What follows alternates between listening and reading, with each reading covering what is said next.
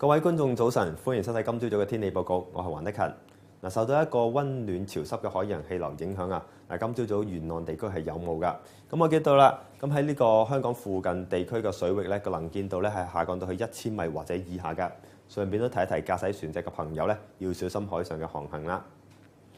今朝各區嘅最低氣温咧，整體上係介乎喺22度啦，至到25度不等。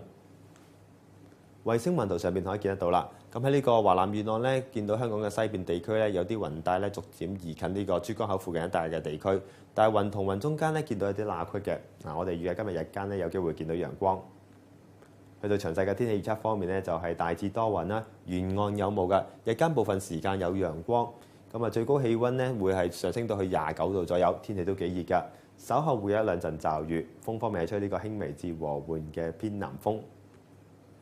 咁我哋預計咁睇翻啲氣壓預報圖咧，我哋預計咧去到星期日咧，咁稍後嘅時間咧，會一道低壓槽咧影響呢個華南沿岸地區啊。屆時嘅天氣會轉差，會有狂風雷暴嘅情況。咁睇翻啲嘅雲雨預報都可以見得到啦。咁去到呢個星期日啦、星期一同埋星期二嘅時間咧，見到廣東沿岸咧都係受到一啲驟雨區域影響㗎。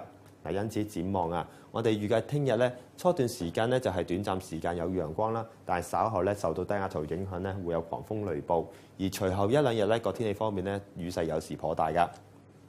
今朝早嘅天氣報告講到呢度啦，下次再見。